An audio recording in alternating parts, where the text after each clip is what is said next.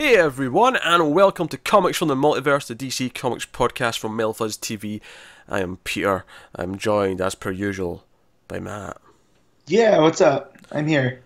There's a noticeable absence, though. Yeah, this was not a viewing. planned absence. Connor is actually ill. He read all his books. He sent us his top 5 and whatnot, so we'll have that later to talk about, but he is ill. He had the cold, it turned into the full-blown flu, and he is miserable.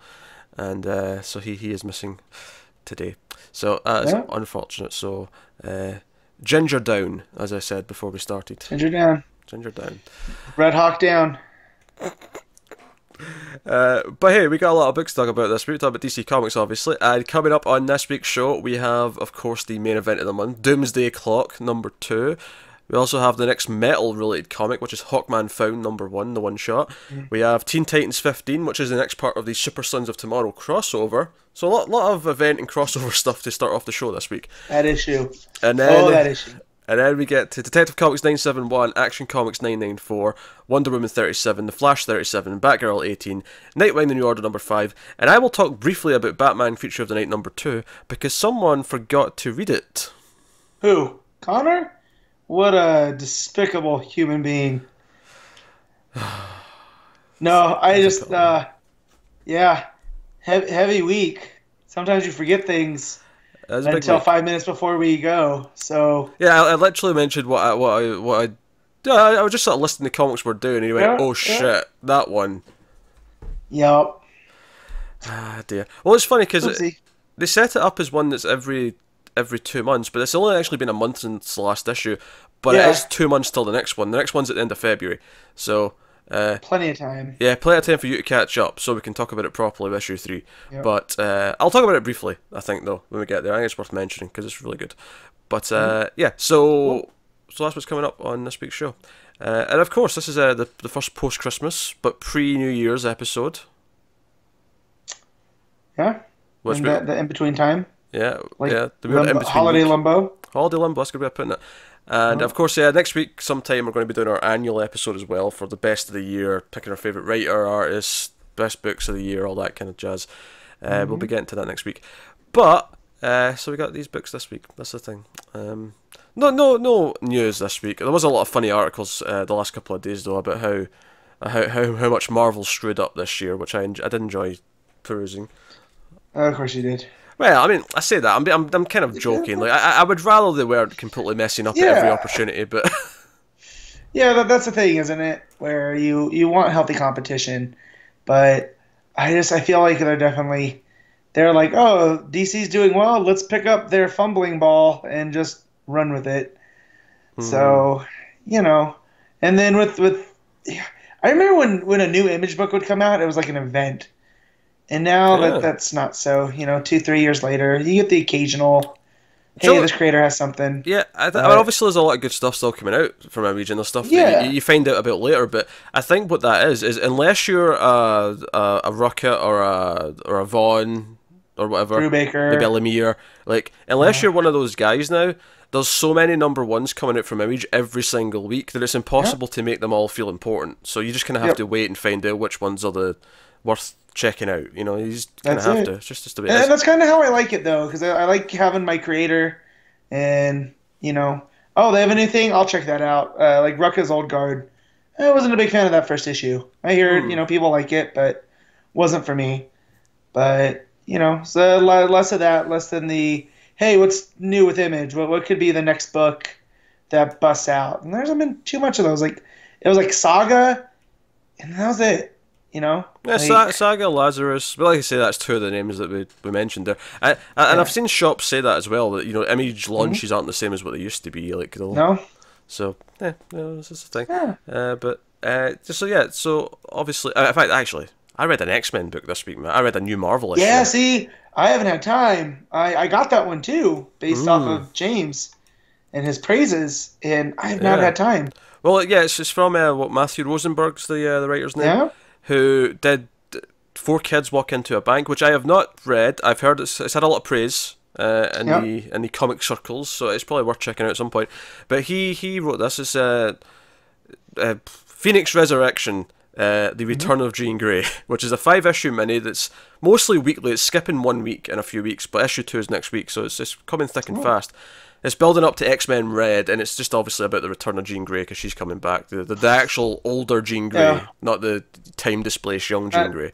Yeah, so I'm wondering if one has to do with the other, the whole Phoenix rising up. Yeah. You know what I mean? So I have to imagine the original 5 have to get sent back soon.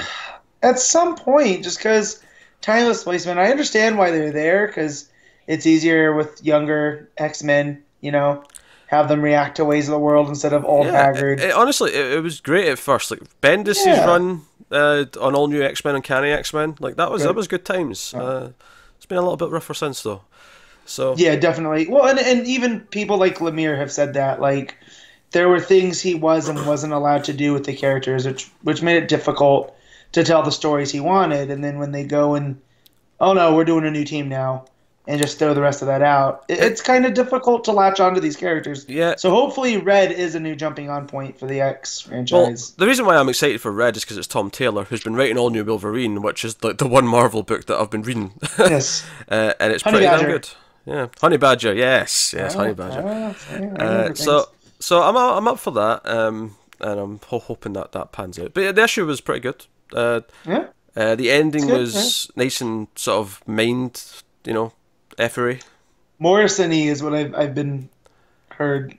It's been thrown around. I guess. I think my mind went to David Lynch because I saw an obvious parallel to one of his stories, but I can see the Morrison-y angle. I can see that. Pete doesn't drink coffee, but anytime he sees something spacey, he gets a sudden craving for coffee. Well, that's the thing when you watch Twin Peaks, though. Like there's always donuts on that show. We all know how much you love donuts. At the police station. Who doesn't? I think it's like episode 2 or 3 where the receptionist has laid out an entire table full of donuts. It's like a donut heaven. And I was just like, oh man, now I want donuts. Side track for a quick second. What's your favorite kind of donut? Oh, that is a question. I'm not a big fan of your jelly donuts. I'm not a big fan of those kind of fillings. A little bit too much. I do kind of like just a classic donut with a nice glaze. However, occasionally I do enjoy one with cream inside. Maybe chocolate on top with cream in the middle. I do enjoy that. Yeah. See, I'm a big fan of the maple bars. Just a long donut, maple glaze on the top. It doesn't get much better. Oh, yum. Simplistic. Yeah. Is that what that's called?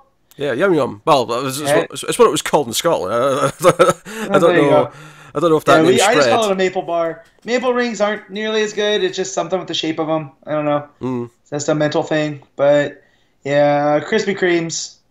They're another one. That's a whole different type of thing, though. That's like a dessert more than a donut. Yeah. Although I will say this: anyone who puts custard inside a donut can just go straight to hell. All right. I'm having none of it. It's like you and your fish fingers and custard after Doctor Who. You're I very hate custard so much. I hate custard so much. That's great. Fish fingers / sticks, though, they're quite delightful. They're a delightful snack, may I say. Yeah, I think we're talking about donuts. I'm trying to tie it into this week's comics, and there's really not. I kind of missed the Stephanie Brown's waffle. Well, we had pancakes this week, so I mean, we did have pancakes. If we can just divert onto pancakes, we can actually lead into the first book. Although, before we get to that, I do actually just want to quickly mention, you're wearing a Jurassic Park shirt there, Matt? No, it's actually Godzilla. It's San Francisco. But it's in the Jurassic Park logo. But it's the Jurassic Park, yeah. Well, that's just kind of coincidental, because I happen to be wearing a Jurassic Park themed shirt, but it's not Jurassic Park. Weird. So, what one's yours? I can't tell from here. It says Inevitable Betrayal, and it's got a T-Rex going after a Stegosaurus tail. And if you don't get that, then go watch Firefly, you heathens. Yeah, which is now owned by Disney. Oh, God. Hey, that's a good point. The next time there's a Firefly comic, it'll be a Marvel-published comic book. What? What's happening? Pure Dark Horse. Fun dinosaur fact. The time distance between the Stegosaurus and the Tyrannosaurus is of a longer time span than Tyrannosaurus to human. So, yeah. So you're saying one of your favourite movies is just complete bullshit? Well, no, because in Jurassic Park, the whole point of that is they're brought into a time that's not their own. I know. Hey, they call it Jurassic Park. They should all be from the Jurassic period. That's all I'm saying. They should be. They should be, but then we'd lose a lot of fan favorite dinosaurs. T-Rex, that was late Cretaceous. Triceratops, my personal favorite. What was the third one? I always remember Cretaceous and Jurassic. What's the third one? Triassic, Jurassic, and Cretaceous. Triassic. Yeah, out of the Permian explosion. Yeah, so anyway, we're getting into one of my fandoms here. Not like I didn't spend last, what day was that? Tuesday, watching a solid hour of Jurassic Park YouTube content. Of course you did, Matt. Of course you did. Of course I did. I'm just I'm trying to cheer myself up. Black Mirror came back. Season 4 just went up on Netflix. I've been in a good mood, therefore haven't been watching. It's obviously a very intense watch at times. The first one's fairly lighthearted. I mean, there's an evil side to it, but there's a fair. It's a little Galaxy Quest, so you get a little bit of that going on. Recognizable faces. I just remember they lulled us into a false sense of security with the first one from last year with Bryce Dallas Howard, and it's like, oh, okay, it's kind of dark, but not all the way. And then the second was just like, okay, and then it just got progressively worse. Oh yeah, the third one last year was like the biggest punch to the gut I think I've ever had watching anything. Yep. The fourth one was relatively uplifting though, so I'm hoping we'll get that this year maybe. Where I'll be really. We've watched the first two, so I'm hoping that if the third one's really depressing, the fourth one will be like, nah, the fourth one's kind of nice. Well, let's pick you back up. Yeah. What's that showrunner's name? I can't ever remember. Charlie Brooker is the showrunner. Yeah, Charlie Brooker doesn't care about your feelings. He does not. He does not. Yeah. But hey, anyway, without further ado, good bit of intro tangenting. Let's get on to some comics. Let's talk about DC Comics. Let's talk about Doomsday Clock number 2. Geoff Johns and Gary Frank. I don't have to tell you who's doing what. If you're unfamiliar enough with these two names that you think Gary Frank might be writing that Geoff Johns doing the art, then go. I mean, Johns did start off his career wanting to be an artist when he was like 13. So which is funny because I would love to see that sometime. I mean, maybe he's alright as an artist, but I'm glad he didn't go down that path just because. Oh, me too. He's my favorite writer. So, and then when you team him with one of my favorite, like this is probably my favorite creative team. I know Wade and Somni get a lot of love from other people, but Johns and Frank have never let me down, like, ever. Yeah. So. And, it's funny because, Frank Miller started off as an artist. Like, a lot of people started off as artists. Dan Jurgens. And I wonder, like, if it's because when you're younger, the art seems more flashy. Like, oh, I want to do the cool thing. I want to do the art. And then I mean, it's different with Miller, because but I feel like Jurgens was of that era. They had the rock star artists, and it was just kind of, I think, easier to make a name, Because I wonder if they then learn writing as a second thing, because it just makes the life easier if they can also do that. But then a lot of them became writers, first and foremost later on. Like now we think of all these names, we think of writers first. So this is interesting to think about. But yeah, so Doomsday Clock number 2, picking off where we left issue 1 with Rorschach, Ozymandias, Marionette and Mime, what is that his name? And the Mime. And the Mime. Yeah. And not Harley, not Joker, as I refer to them. Yeah, not Punch and not Jewel or Julie. Yeah, that one too. So we get like a flashback of them, like the mission where they got caught and went to prison. We actually get a glimpse of Manhattan in this time period, who chooses not to kill them because he senses that she's pregnant, which does beg the question: did she have the baby, and where is the baby? Yeah. Well, that was her introduction. That's how Ozymandias got to her. Is dangling that carrot. So, but I love that scene. I really like it is the Frank art because the way that he draws faces. Oh yeah, he's so especially the panel with Mime putting his head through the window. Yep, I particularly like that panel. Very good panel. So no, all that it intercuts with them getting their costumes back, and it's Rorschach's even questioning like, why are you giving them their costumes and their makeups? Like hoping for cooperation, hoping for a lot. So that. But this so they're getting the old ship and they're leaving. There's actually a missile hitting New York as they're leaving. Yeah. And they get some turbulence from said missile, but they're like, no, we're going to this other universe. We're going wherever Manhattan went, and then we cut to Gotham. And we see that we're not in happy times in Gotham. We see that people don't trust the Batman as much as they used to. There's protests in the street. And I have to wonder, because obviously we know this is set a year in the future, and I'm thinking of what's going on in Detective right now. I'm like, oh, is that leading to this? Has that been thought out? And yeah, so we get this idea of like, Lucius is like, hey, like Batman's still useful, but the public opinion's not the same. And we have this kind of debate. And it's this idea of the heroes not feeling as heroic as they used to, and the public perception of them changing, and all those kind of themes. And obviously he's doing a Rorschach test when we first see him, which I love. And you look at the first two, and you're kind of like, yeah, you can make up what those are. The third one is designed deliberately to bring about certain emotions. In everybody, which kind of undermines the point of a Rorschach test. But I like what they were doing there. They're kind of playing up on that dichotomy between Rorschach and Batman. Yeah, especially these flawed heroes that work the streets. Because later on, when you see the panel of him with his dead parents in the street, in the alleyway, and then you see the Rorschach test right next to it, showing you the exact image, just like, okay. That's what he always sees, essentially. But no, I like that, especially since people always compare Rorschach and Batman, and obviously we're going to end the issue with them kind of coming together and meeting for the first time. So no, it was a nice thing. Honestly though, so at one point he looks up in the sky and the bat signal's there, and then the scene continues and they're talking. And at the end of the scene, we get what might be one of the most iconic sequences of panels I think I've ever seen in a comic book. Yeah. The night owl, so you can see the bat signal through the clouds, and the way it's Frank's drawn it, you see it's sort of properly going over the clouds. It's very cloudy and sort of almost bubbly the way it's drawn, and you just see these two lights where the bat eyes would be, and the ship flies through the bat signal. It is such a great moment. And yeah, so they're here in the DC universe, and they handcuff the marionette and the mime. They're bringing the cat. Which Rorschach doesn't understand, but Oz is like, hey, no, he's the compass. Like he's going to be useful. But they go to the library to investigate and see, okay, what's on with this world? What's going on and what's happening in the world? And they're like, oh, some of these characters, these people are fictional on our Earth, and well, let's try and find out what happened. Let's explain to them. Let's find the smartest man in the world. And the two he comes up with, Lex Luthor, of course, and also Bruce Wayne. Now, I think it is a little bit debatable who the second smartest. No. I think it's debatable if Batman should be the second one, because I feel like you've got all these other people on DC Universe. Mr. Terrific. You got. Well, Mr. Terrific's bag was always the world's third smartest man. That was always written on his blurb, which I loved because then it opened for debate who's one, who's two. Because I'm thinking there's a lot of other scientists and stuff in the DCU, and there's a lot of other. Well, I mean, Dr. Tom Morrow.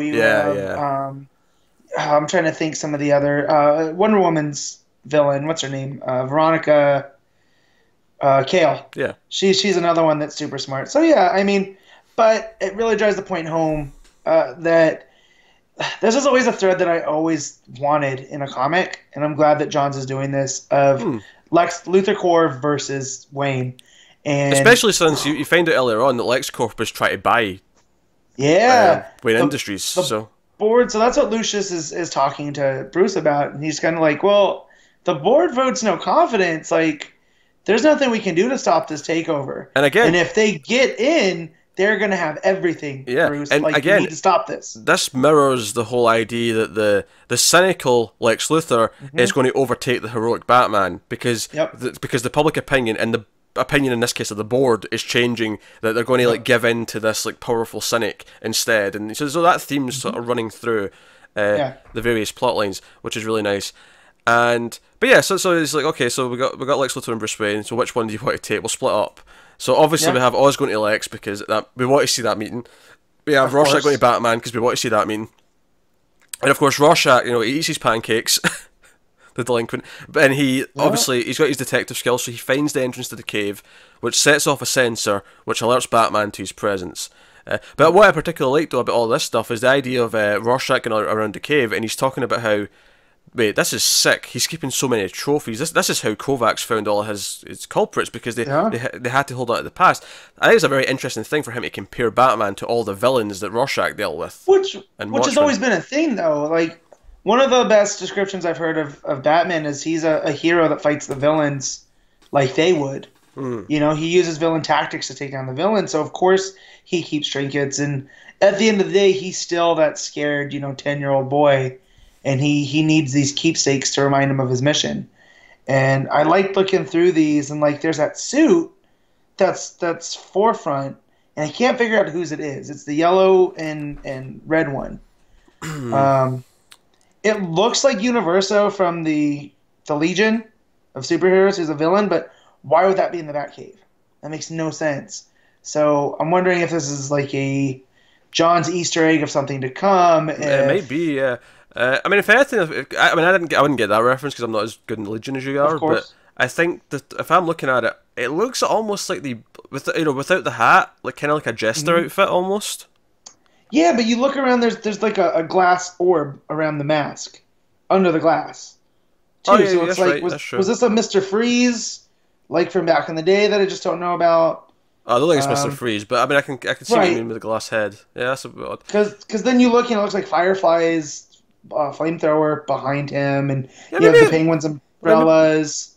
I mean, maybe it's just an old Firefly costume. I mean, I don't know what the Firefly looked like back in the Silver Age or whatever, But yeah, so I just, I look into these things behind, because we had the issue in the button of the Flash going to the JLA of course, satellite that was just all there. And Johns never does anything by accident, especially with Frank. Everything has a meaning. So the fact that, like he said, that only monsters keep trophies like these, and that's how you can kind of see Batman, and my anti-Bat days when it was very much more prominent than it is now. Then yeah, I would agree with Rorschach. Oh, that reminds me, actually. Apparently, someone commented, someone on Reddit did the math on the baseball from last Batman issue. Yeah. Apparently, again, I'm just going from memory here, but apparently the fastest he could throw it without it like disintegrating would be 300 miles per hour. Right. Which would mean is 3 times faster than any pitcher can throw a ball. Yeah, but all Batman would have to do is swing earlier. Then so it was like he'd have to what was it, like 0.5 seconds as he does the wind up or something like that. Someone did the math and worked it out. Yeah. At best, I'm going to say this. At best, Batman would have to bunt it at a 300-mile-an-hour ball that wouldn't shatter the bat because it's coming so fast. There's just baseball physics here, Pete, that I can't get over. That's all. Because Batman, Matt. Because Batman. I know. I hate it. So then you've got the Lex and you got Ozymandias going to Lex's business, and Lex, of course, just robbing him off. And I particularly enjoy, we cut away to what Rorschach's doing, we come back, and I love that he's explained, like, and Lex is like, so let me get this straight. You got all these writers and artists to fabricate this, like, giant alien to unite the Earth, and you're surprised it didn't work. If you're the smartest man on your Earth, I'd hate to meet the dumbest. Yeah. It's always good, Like, I love when Lex gets to be sassy. Oh, he's ultra sassy. This is like sass to the max. And of course, obviously, I'm enjoying the meeting of these two minds. It's like the way Lex reacts to him, Ozymandias trying to talk to him. Well, it was on that fantastic cover that my shop didn't have any of, with Lex in his boardroom with Ozymandias' hand on his shoulder, and it's not that at all. It's Lex actually going, well, who the hell are you? What are you doing here? None of this checks out. So. So no, it's interesting. So obviously we have a surprise guest who shows up at this scene, and I'm not ready. I don't think it's necessarily really him. No. I would speculate lots of things. I mean, I don't think it's in his head because Lex also reacts to gunshots. So something's physically there doing this, but it appears to be the comedian who talks about how, last time Ozymandias came for him, he wasn't prepared, he was sitting watching TV, but now he's ready to take him on. Which means something's playing off of Ozymandias' memories, right? Because we can assume he's the only one that would have known that. Is, comedian's final minutes were him and Ozymandias. So either this is just a figment of his brain tumor, which I've seen a lot of speculation of, or this is Mr. Ross. That's a slip. Manhattan. This is his first strike on this, because they speculate that this was the Earth that Manhattan came to, and he's been here a while. So let that speculation fly. I think it's more than speculate at this point. I think they've tracked him here. Yeah, that's what I mean. But they know he's hiding, but they don't know how, if he's blended in, who he is. Which, again, let that speculation amongst us fly on who he's been hiding as. I don't think this is Manhattan. I feel like this is too early, and probably the least interesting way. Honestly, if I have any complaints about this issue, is that this comedian cliffhanger at the end, it just kind of feels a bit like shock value, and next issue it may not amount to much, and maybe I'm wrong in that. It may end up being like a big deal. It feels like that's such an obvious cliffhanger to do. It's like, oh, someone who you thought was dead in Watchmen is here in the last page. Like, it was so obvious that at some point we were going to get an issue end like that. So if anything, I'm glad to get out of the way now. Don't do it again, because of course. But yeah. But I like the bigger cliffhanger that we see, the mime and marionette. Him using his invisible stuff again. He pulls out an invisible lockpick, which apparently works because they get out. Yeah. So we see they're free. They're free in Gotham. They're loose. It'll be interesting to see how Batman reacts to this pair. Given they are kind of similar in some ways to some characters that he's dealt with, and so on. So that will be curious. And of course, we have the first glimpse of the Batman Rorschach meeting with him being, "You ate my breakfast." Yes, I did. Yes, it was delicious.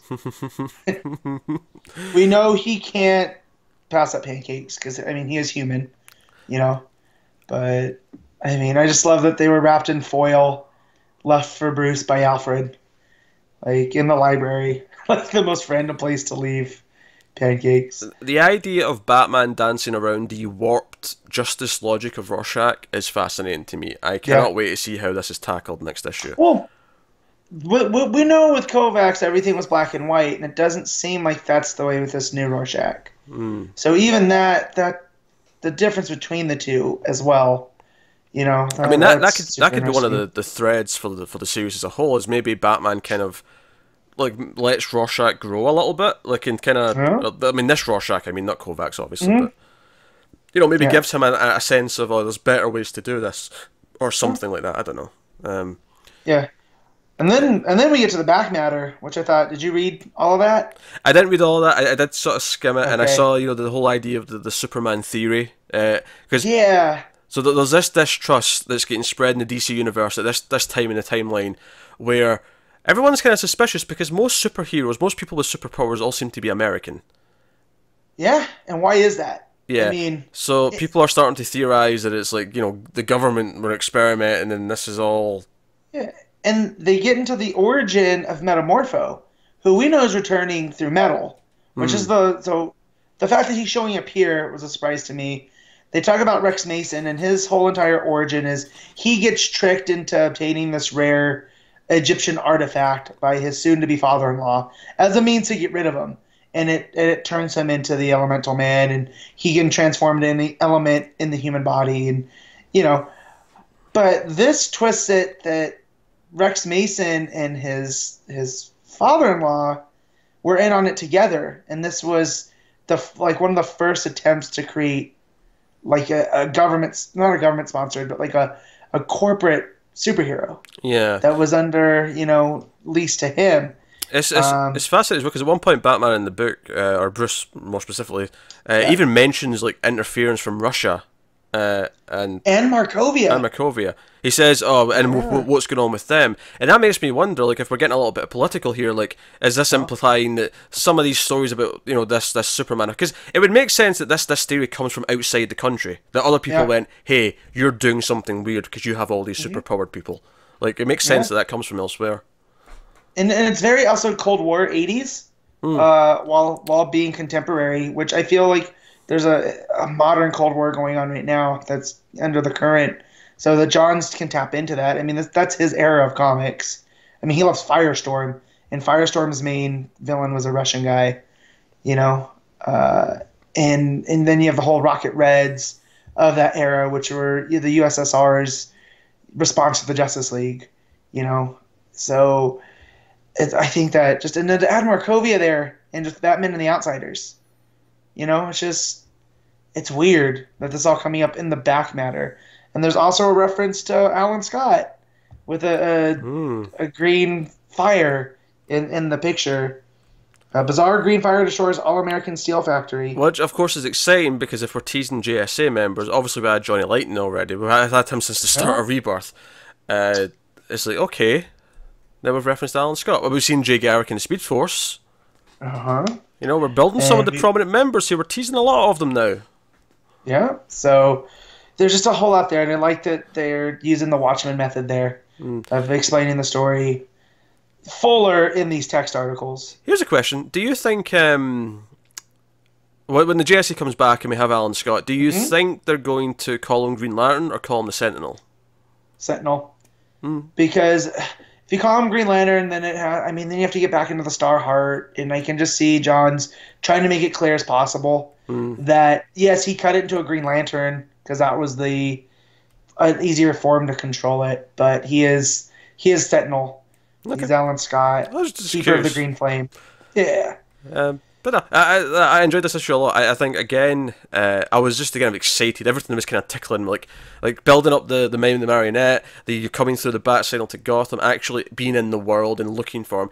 And then, of course, the final big question that you alluded to a couple of minutes ago is, if Manhattan is hiding and pretending to be someone else, who is he? And have we been seeing him over the past year and a half? Yeah. Before reading the Captain Atom mini that I thought was going to be, important, I would have said, oh, he's definitely Captain Atom. It's the most familiar to his own origin. And, that would be paying lip service to the original character, because that's who Dr. Manhattan was based on. That said, that miniseries did absolutely nothing to clarify anything with Captain Atom. It would actually be out of character had it been Dr. Manhattan the whole time. So, I don't know. I feel if he shows up, it's going to have to be a shocker. And I just don't know where, though. I don't know who he could have been in the past, in the present. I wonder if we find out he's been someone fairly prominent this whole time, and the real version of that person is, is somewhere else. Kind of like how someone was, like Tim was trapped in Ozzy's prison, displaced. Yeah. I wonder if we get something like that, or who would make some sense if it's unless like. I'm trying to think, is there anyone who's typically in the JSA who's still around, and maybe we could find out, oh, that's really Manhattan, and then the real version is actually someone who remembers the JSA. I don't know, I'm just trying to... Yeah, or not even just the JSA specifically, just, could be Legion, but I don't think there's any Legion people around. No, that has more to do with Imra in Arkham, and I think we'll get to that soon. But those seeds were planted in the Button. So I'm also trying to go back into the Button, and him seeing, or Zoom saying that he saw God and there was that blue aura. I feel now that was a red herring. And because if he had seen God, then is Manhattan actually not on this Earth? He's just influencing this Earth through that? Like, there's so many possibilities. I can't even... he could be doing both. He could be here in disguise, but also influencing it. Yeah. What if he's Sassy Alfred? Oh God. I don't know. I think obviously the speculation is going to remember. I think with every passing issue of this, we're maybe going to have more ideas and thoughts as to who it might be. My only negative takeaway out of this was I want issue 3 right now. I don't want to have to wait another month. That is fair. Obviously, the art's fantastic. We talked about the art a lot more in the last issue, but just worth mentioning. Obviously, I mentioned a couple of specific moments, but for the most part, it's just phenomenal from start to finish. Yeah. I have no complaints. The other thing, too, was John's and Frank, the nostalgia panel, where Marionette talks about Veet's perfume called Nostalgia, and she talks about how everybody loves it, and once they get a whiff, they can't get enough. And if that's not the meta commentary on this entire, what's been going on with Rebirth, I don't know what is. Like, I thought that was just a smart, and the way that it breaks down over the panels, and you're talking about his other stuff. His newer stuff's not as good. Nothing compares to Nostalgia. I was just like, man, John's is cutting loose in a way that I haven't seen, and I've read a lot of what he's done. Yeah, no, it's exciting. It's DC fans exciting. Like I say, my only real criticism would maybe be that the comedian cliffhanger is just kind of an obvious thing that they had to do at some point. So it sort of landed in, okay, I'm not mad at it, but like I was kind of expecting this, and it just feels like something that was going to happen. So, but yeah. Well, let's move on. So we got an event still going. We have Metal. It's happening. We had a one-shot this week, which, by the way, can I just point out, I realised just this week, I was looking ahead at the schedule, when we get that other one-shot they announced for February, March, the Wild Hunt one, that actually replaces a main issue. We don't get a main issue that month.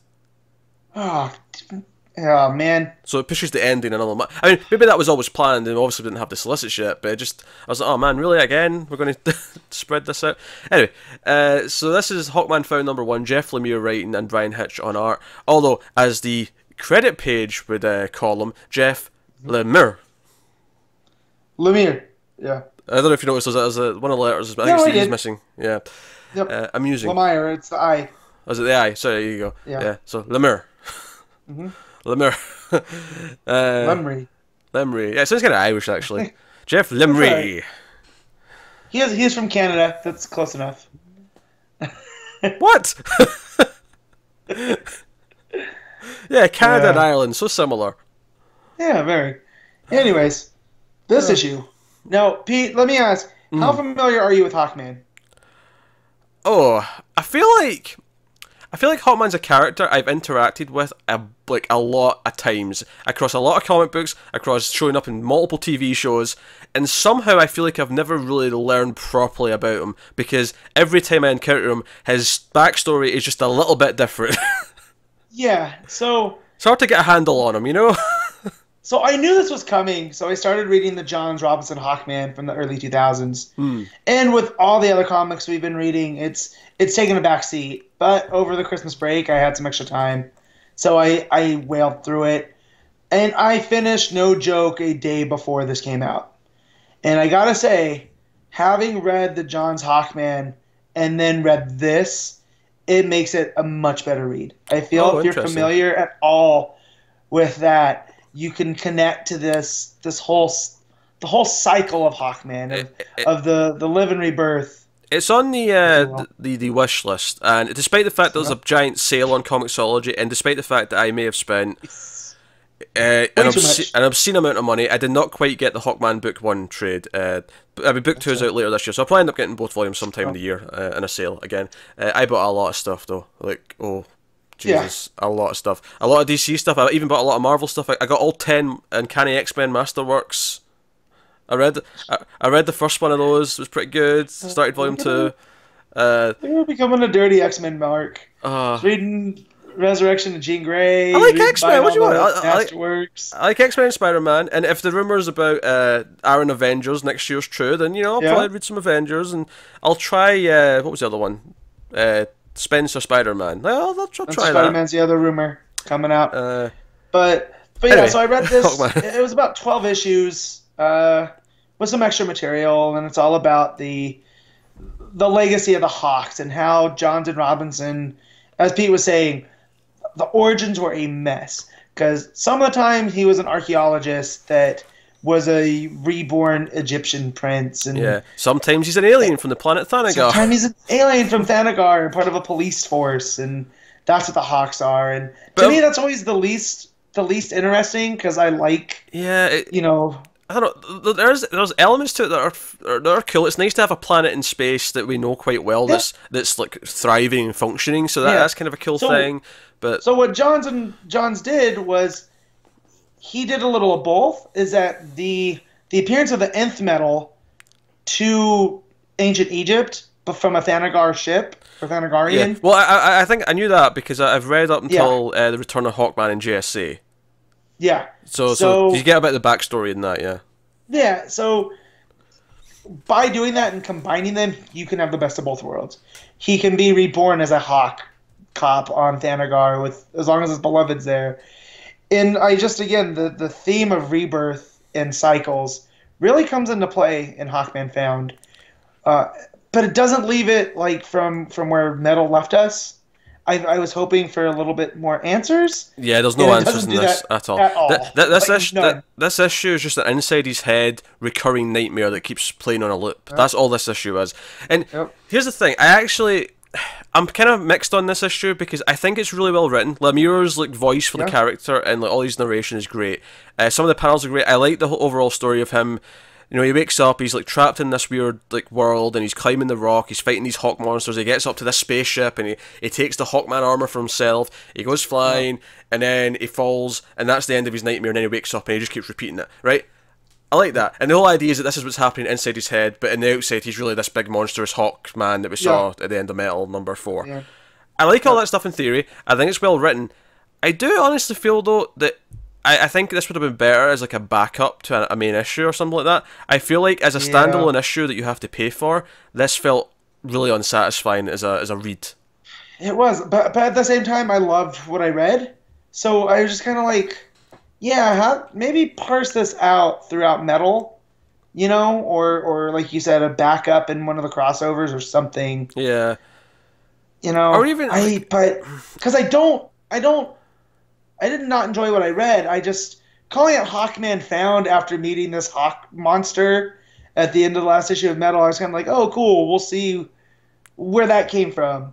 And then we didn't get that, and that's more on my expectations. But it's just, it still feels lost. It just because we end with that panel of seeing the big monstrous Hawkman again. And it's like, all right, so we didn't really accomplish much in this. We got like, don't get me wrong, I like some of this stuff where you see in the character's head and they're trapped inside, but devoting the entire issue to that and not having any of like how he actually transformed into this thing or anything like that, because you know, because he remembers as he's like climbing the ship, he's like, oh, I'm starting to remember who I am. Like I remember getting the call from Challenger Mountain. I remember coming in and getting to the forge, and so there's a little bit of it there, but there's not really any like the why or the how or the like any of that stuff. Well, and I also like the commentary on the character, because that's him every time he discovers he's born in a new body, discovers he has this legacy of Khufu, the Egyptian prince, and then he's fated to die again so he can be reborn to do it again. And, you know, so overall in the character, that's a cool take. Like, you gave us a footnotes version of the character. I think the nicest thing I can say about this is that if we're teasing that Lemire's going to do a Hawkman series, I want to read it. Like, I want it. So I'll give it a win on that column. It even teases the other identities, and they're the ones in the cave that won't come out, you know? So so Carter Hall keeps getting killed over and over again, but there's these other versions of him that can still live, you know, even if Carter Hall can't, for whatever reason.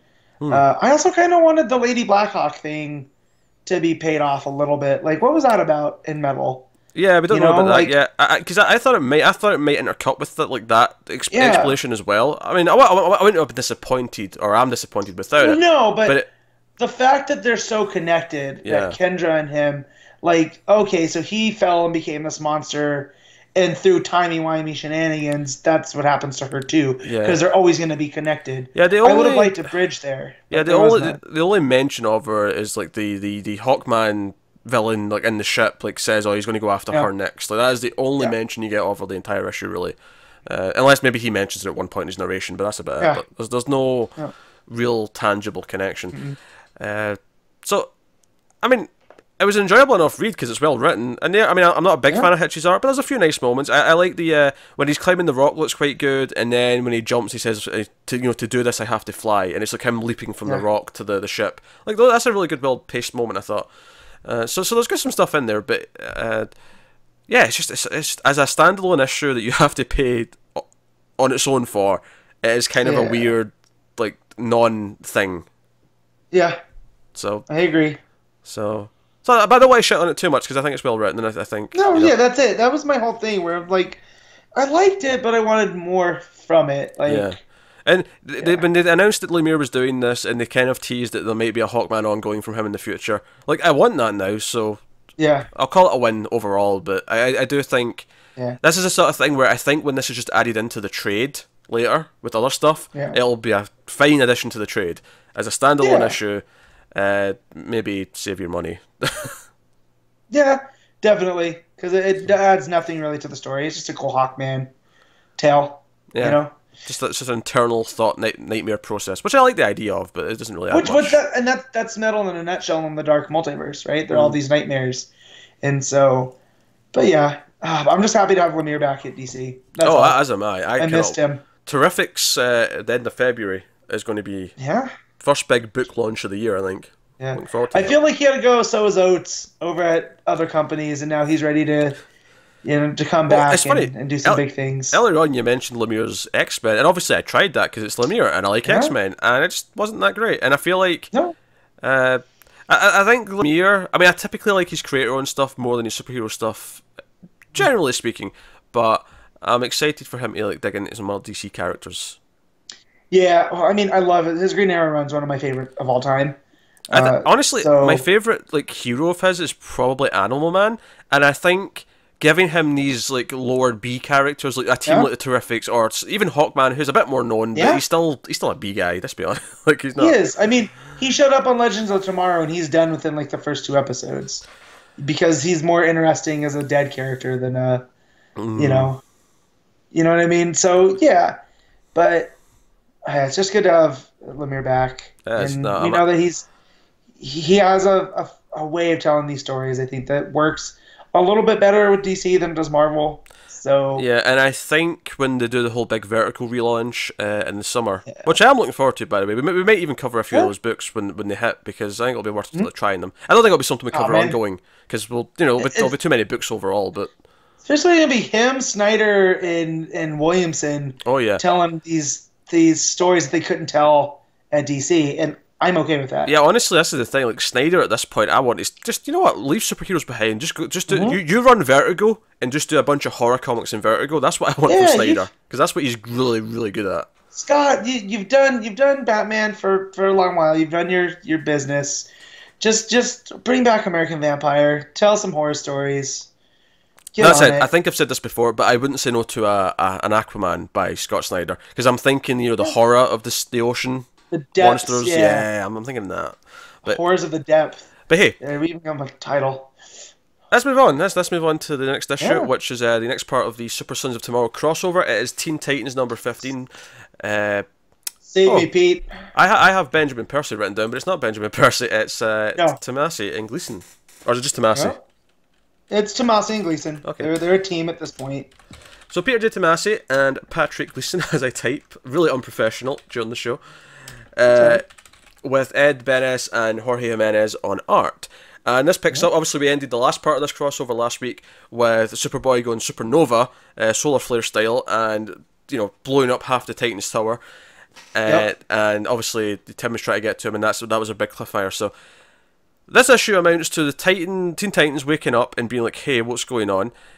We have Robin, meaning Damian, waking up and actually being really genuinely concerned for Superboy. It was actually kind of sweet, like him, like, oh, where's John? Where's John? Where's John? And he's trying to find him, and then he saves him from the water, and he brings him up, and he's like, okay, I'm going to go away with just me and you. I'm going to leave the Titans behind because this is, I got to get you somewhere safe. They can handle themselves, right? Yeah. Like he needs to care for his friend. And I like that. And all the conversation between them in the ship was great. Like, it was John being like concerned, I can't be around people because I might be dangerous. And then Damien being like, hey, it's not your fault. You can learn to control this. And so on and so forth. And he's like, okay, I'll help you. That's what friends are for. And of course, John being like, I thought we were just partners. And he's like, shut up, John. Like he's getting sweet. He's being a friend. And then as soon as it's pointed out to him, he's like, shut up, John. I'm Damien. I'm Robin, son of Batman. Go away. Yeah. And then they talk about Tim Drake and about, when the time comes, like, you can say you're going to do all these things, Damien, but it's still basically your older brother, even if he's from a different timeline. So how are you going to deal with that? Yeah. And I like that because John says, but Drake's still Drake. And all Damien can say is like, yeah, he is, No, and then they even talk about trying to get a hold of their dads. And it's weird that they're not responding because this is something they would normally want to hear about. Yeah, and obviously we know that they're incapacitated. By Drake from the first issue. So you got that. You got the Teen Titans waking up and figuring out what's going on. And Tim Drake actually takes some outfits out of their storage and makes himself a new one, and calls himself the Savior. Yeah, a little on the nose, little nail on the head. Nail on the head. I do kind of like that it's a very Red Robin-esque looking outfit. It is. The trench coat's a little much, I would say. It looks like Red Robin mixed with Red Hood, actually. Yeah. The Red Hood part, not a big fan of. But, But, I like Connor that loves he created an identity. Yeah, of course he does. Connor was telling me just the other day that he loves this. It's like fusing the best Robin with Tim Drake, who's okay in his opinion, because his favourite is Jason Todd. Shots fired. Shots are fired. So I'm not going to pile on that because I know how much he loves Tim, But again, last week I was saying how I want this Tim Drake to become Booster Gold's nemesis, and I feel now he has a gimmick, if you will, he's the savior. He's gonna go change time, and Bruce is like, no, you can't change time. And you change time, bad things happen, and they just go back and forth. And I feel like finding a way to submit this to DC. I feel like you're setting yourself up for failure here, Matt. Where you're going to get your hopes up that this is going to exist someday, and it's not. Oh, I know it's not going to, but I'm saying, like, if they're interested in having a miniseries, I know a guy who will write it. Okay. That's all I'm saying. Well, you? Yeah, me. Of course, me. Booster Gold, Tim Drake, time travel shenanigans. It's got me written all over it. So Tim comes to the Teen Titans and he's like, "Look, you've seen what you can do. This is dangerous." And some of them are like, Raven and Beast are like, "Yeah, well, I can kind of see where he's coming from, But he's like, "Yeah, we're going to have to find him and terminate him." And it's Starfire who's like, "Hey, say the word. No. If you're implying this, you just say it." And he's like, "Okay, we're going to have to kill Superboy." And Raven and Beast Boy are actually like, "No, look. We actually think this is dangerous, and we'll help you, but only if you agree that the plan is to depower him and neutralize him that way, no killing." And Tim agrees, although he's lying through his teeth. You can see it a mile away. Yeah, the dude carries guns. But come on. What I like about it is you buy why, because they were both teammates with him before, or Tim. So you actually kind of buy why they're wanting to believe him, because to them this is Tim, and they know Tim, and they're still seeing their friend in him. Yeah, those are the two that spent the most time with him, as far as the team's concerned. He led them.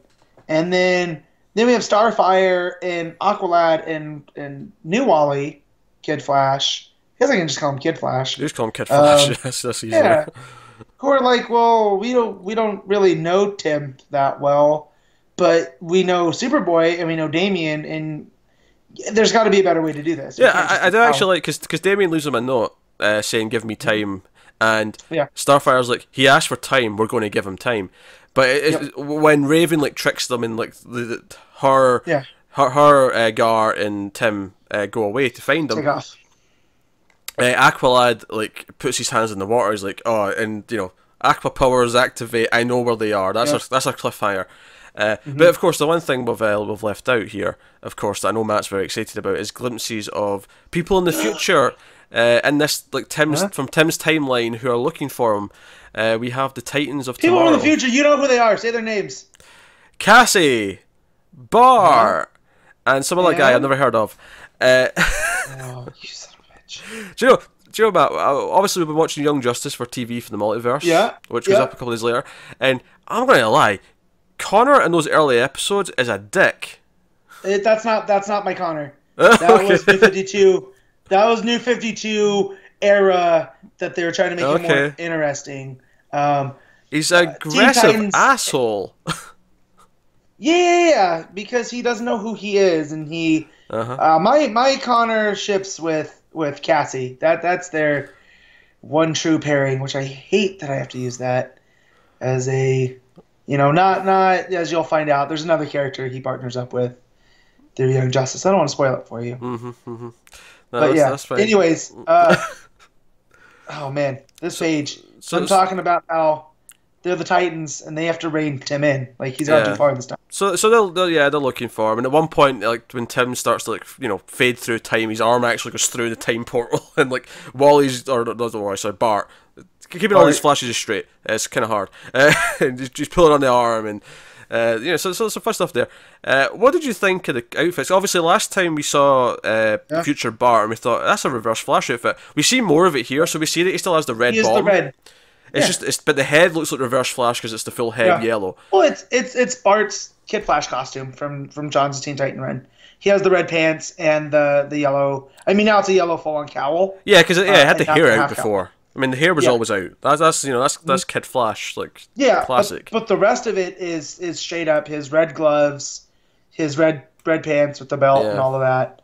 And then Cassie's just basically Wonder Woman with different color schemes. She's got the more Hippolyta style headdress, I think. Yeah. She got that going on. A more warrior thing, and then Connor is no more in t-shirt and jeans and boots. Good, because it's a stripper look.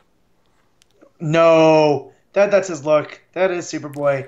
That is fantastic. No, but, what? I'm not just saying this to wind you up, Matt, but t-shirt and jeans is not a superhero outfit. Oh, That was Superman's and Action Comics. It's fine. And I hated that then too. That stupid Morrison run with a t-shirt and jeans. No. I love it. I love it. Hell, that was t-shirt, jeans, and a cape. That was even more stupid. Well, t-shirt and a cape, yeah. But here he's merged the two, where he has the cape and the Superman, traditional, looks Kryptonian. Yeah, so it's a Superman outfit, but it's got the black behind the shield, yeah. So, but hey, it's a thing.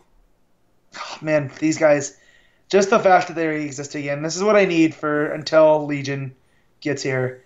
Like, once I can focus on the Legion of the Justice Society, this is fine for now. They've acknowledged it.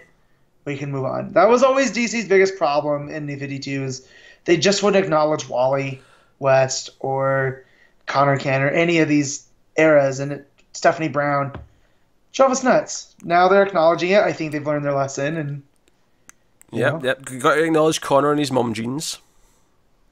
They're not mom jeans. They're dope jeans. Thanks. The mum jeans. Right? No. Oh, man. I'm not getting into this. Just call him I'm not doing it. Mum Jeans Boy. That's his new name, not Superboy.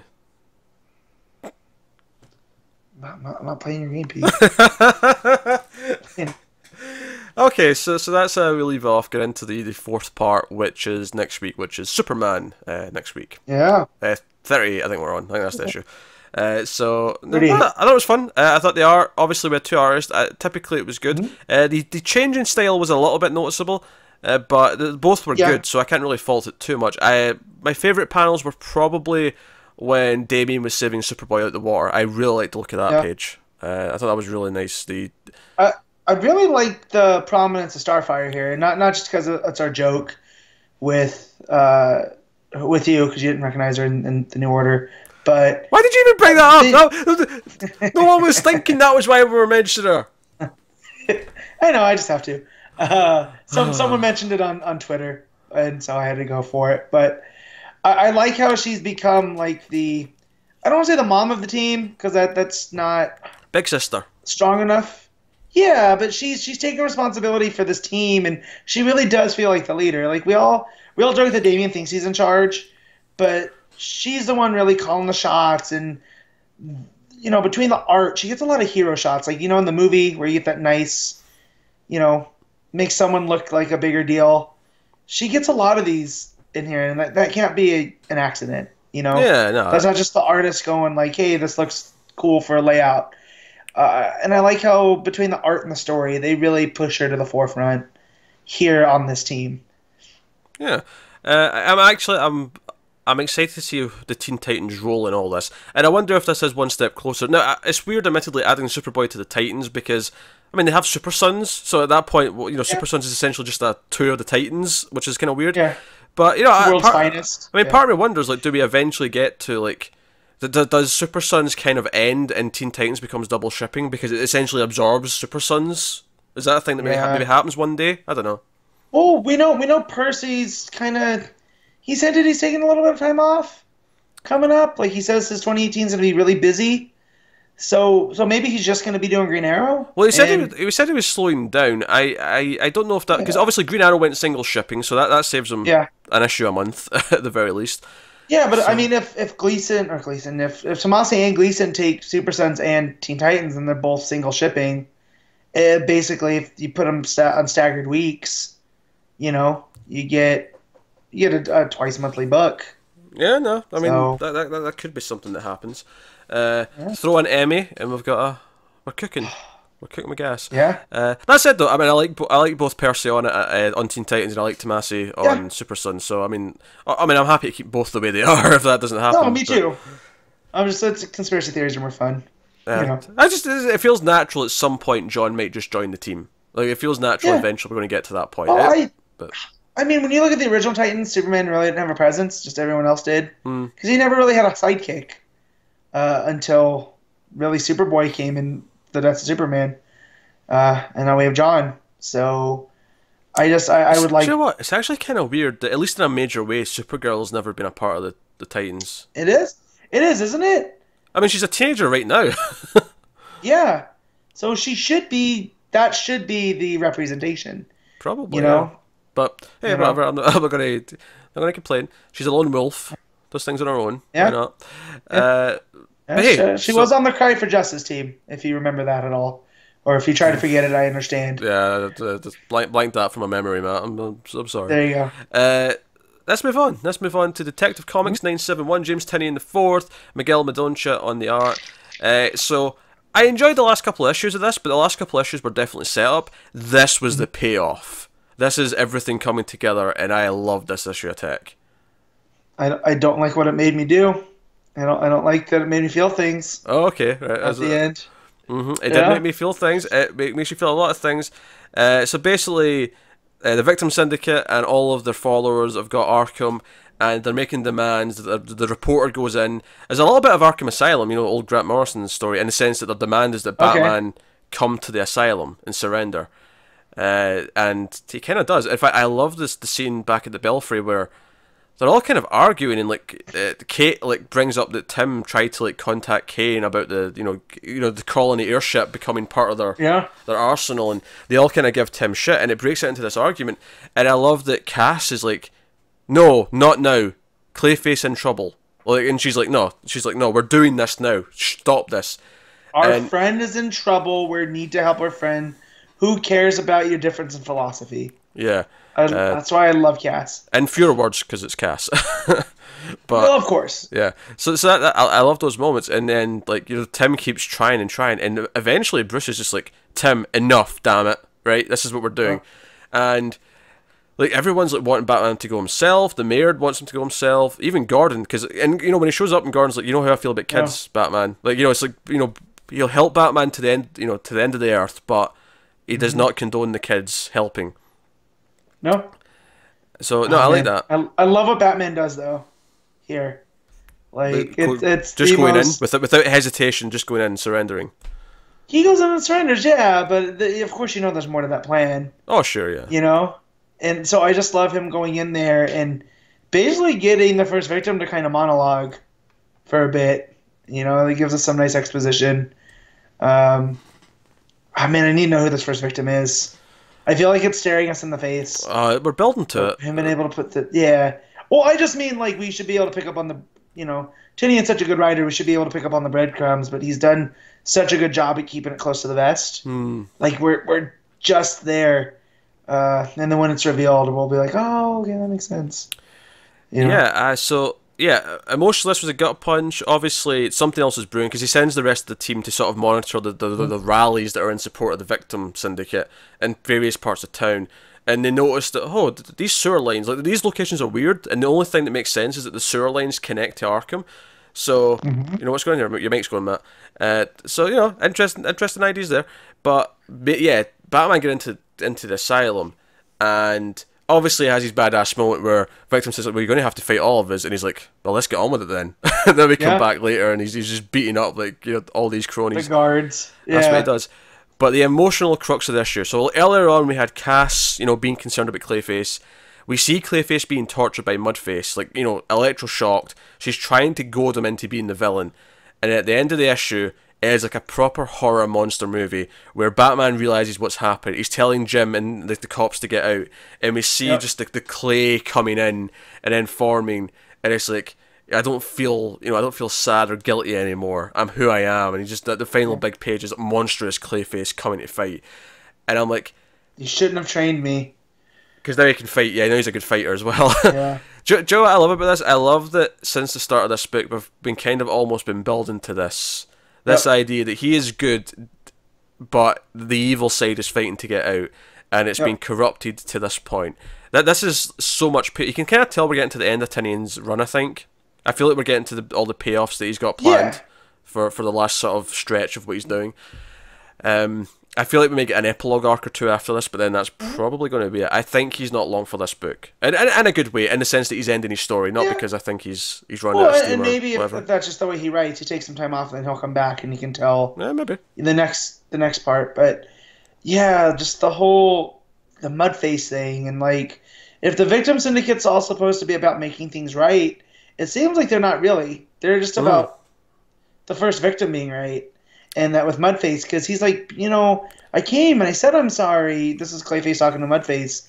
And there's nothing that I can do to take back what I did. I've tried. And he even a couple issues ago told her about the cure, and he wanted to be her to get the first, but she rather have hung on to the hate, the hate, and I like that commentary, and I feel like Dr. October is gonna come rushing in, and we'll have a Beauty and the Beast kind of moment with those two. Oh, I think she'll give whatever it is to Cass, and Cass will have the Beauty and the Beast moment. Ah, that too. I think that's maybe where I'd see. I can see that being really. I think Cass will be the one who brings him back. Like he'll be fighting everyone, and Cass will be the one who talks sense to him in some way, and it'll be heart wrenching. In fact, the whole thing, like him being tortured, it was kind of like a movie with an animal where the animal gets tortured. It felt like that scene from like one of those movies. Yeah, definitely. And not that Basil's an animal, but just the way that they're doing it, and he's telling him to stop. And he's like, just give me my cuff back, please. And I'm thinking like How to Train Your Dragon when like like his dad and that are like mistreating Toothless. Like it feels kind of like one of those moments, and it hit hard. So I think this is paying off great. Everything he's been setting up for arcs and arcs is really starting to pay off. I dug and this. who would have thought that Clayface and Batgirl, well, Orphan, were gonna get the two biggest developments in a book with Kate Kane and Tim Drake and Stephanie Brown, Well, that's the thing. I think they all have had big developments, which is the impressive part. Yeah, but those two characters are completely different from when we started with them. Versus, I think they're the heart of the story, certainly. Yeah. At least so far. But I think they've all had growth, which is great. They've all had something that's kind of poking at who their character are. Some more than others. Arguably, Batwing's maybe the least developed in the sense that he's just kind of the tech guy who's there. And I'm okay with that, because that's kind of who he is. He talks the big game. And even Azrael, in his short thing, he went from being like an orderly at Dr. Tompkins' clinic to back being Azrael again. So that was, that's pretty cool. I really like what's going on in this book with the Bat team. Yeah, no, the build-up's great. I feel like we're building this big, event that's happened, this big crisis with Arkham and all that. But it has the emotional core there because of Clayface. So it feels personal, and you want to beat him, but you want to save him as well. You don't want him to have to go down. No. And I think the biggest worry is that at the end of this, he's not going to be back to himself completely. Like he's going to be back to being a villain, and that is deeply concerning. And I never thought I'd say it. I'm hoping for Clayface to have redemption and be good, but it feels like it might go that way. And it's amazing how much I care about Clayface now. Yeah, really impressive. I agree. So no, and that was pretty good. Not amazing, but good, solid. So it does its job. That'll take us on to Action Comics 994. Dan Jurgens writing and on art. Although they had 4 inkers, I didn't notice that when I was glancing at the credits page. It doesn't do too much, but you can kind of tell who took what. Yeah, it's varying styles. Inconsistent because of that, but yeah. So Booster and Superman are on Krypton, and Superman has no powers, and they're on the run from the Krypton guards, eventually the Eradicators. I did also notice, I was getting a real Man of Steel vibe from Zod at one point, because he yells out, "Find them," and all I could...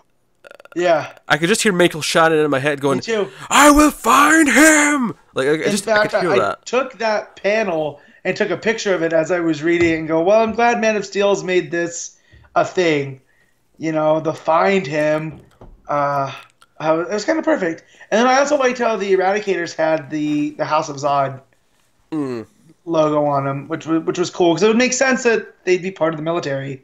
And that on this new Krypton, could we find out that through the time displacement that's been going on, this isn't Krypton. It's New Krypton. It's an alternate Krypton where everyone's going to evacuate, and therefore, they're going to survive and whatnot. And here's my thing with this issue. I think it's well written for the most part, and I enjoy the character beats with Superman and Booster, and Superman seeing like the future or the life that he could have had with his Kryptonian wife and daughter and sister and all the rest of it. I think my only real problem with this issue is that I feel like the whole idea of Superman seeing what his life could have been on Krypton is kind of a played out thing at this point. We've seen it big time a few times now, like over the It comes up decades. like every 6 years. And the way that I see the character through is he comes from Krypton, but he can never go back to Krypton. So all of this stuff that is, what would have been like it doesn't matter because you were raised by the Kents on Earth. Yeah, because Buster, even in his narration, he's like, oh, even though obviously Lois and his Earth family means something to him. He said that as if I'd forgotten his name. I was just I hadn't. But no, like, even though his Earth family means something to him, like this must be like emotional seeing this, and I'm like, I guess, like I don't know, it doesn't land for me as much anymore. This like, oh, what his life could have been on Krypton. The one that gets me more is the fact of his sister. Like there would have been a sister that was never there. Yeah. And him growing up, by himself, and basically that was his relationship with Lana and Pete to a lesser extent. So it's those things that I haven't really seen too far before. But yeah, I mean, it feels like such a Jurgens story. This feels like with the art and the way that he's telling it is straight from the 90s, and that's okay. I'm not saying this is a slight, but yeah, that's an idea that we've seen X amount of times. I like Superman grabbing Booster's gloves so he can fight. Like, he's like, I need a weapon. That was, here, give me that. Yeah. That was great. So and then Skeet's telling him about the flight ring from the Century, and he stole it from him. Like, Skeet's just selling Booster up the river as if Superman doesn't know. Yeah, and Booster's like, borrowed? Borrowed, yeah, come on. From a museum. Yeah. No, and obviously the big ending is that they're trying to get away and travelling through time, but he overshoots and they end up in his time period of the 25th century. Yeah. And one of the Eradicators has came through with them, so he's there, and it's a big action sequence. So I don't have a whole lot to say about this. Obviously, there's a little bit of the Lois stuff where John doesn't want to lose a second grandfather, and I liked that, but that whole arc just feels like he's justifying having Lois in the story. Yeah, it feels like she doesn't need to be there for the story. Yeah, no, I agree. Mm-hmm. Maybe this will amount to something later, but it feels tacked on for the sake of, we have to have some Lois and John in here at some point. Yeah. And we don't necessarily. It's okay for an arc to miss them out if the story does not require their presence. That's okay. Yeah. But yeah, it's an okay issue. Like, I think it's well enough written. It's just kind of like it's a tired trope, and it ultimately amounts to a big action scene that ends up with them landing in the 25th century. Yeah. So. Also, the idea of Jor-El and Zod becoming partners on this new Krypton, and they're the ones that are kind of running the show, and they have it split down the lines, but you feel like it doesn't feel like a cold Krypton like that we've seen before. It actually feels like a proper like alien civilization. So whatever the issues of Krypton were, it seems like they fixed, which I always like when they do that too. It's not all doom and gloom with Zod as a psycho bad guy. I like the idea that the Phantom Zone is kind of what made Zod into what he is. I mean, I'll give it this. It's an easy enough read. Like, it's an easy enough issue to get through. It just ultimately doesn't amount to a whole lot in the grand scheme of things. So, hey-ho. That'll take us on to Wonder Woman, number 37. James Robinson writing, Carlo Pagulayan on art. This is better... Talking about amounting to a whole lot of nothing. Oh, that's a fair point. I do think this is better than the last couple of issues, mainly because it's mostly just an action scene. And to be fair, the art handles the action quite well. Like, I think the actual, the pacing of the fight, the fighting through the streets and whatnot, I think all of that's fine. All of it's solid fighting stuff. If I never see Darkseid again, it'll be too soon. I like him as this unseen threat that. And maybe that's just the Mr. Miracle. It might be the Mr. Miracle coming through, and the way that King handles him. But I like him as an off-scene threat because when you see him as a teenager fighting Zeus, it's just kind of like, well, cool, I guess. I don't. And by the way, I'd completely forgotten that Jason turned good by the end of the last issue because I was confused at first when he kept trying to help. I'm like, what's happening? Jason was evil. But does it matter? Because I mean, I don't know. I feel like Robinson changed course halfway through writing this because this does not line up with what we'd started with. I don't know. I'm not going to even speculate to that. Honestly, my big problem with this issue, because the issue itself as a fight issue is kind of okay.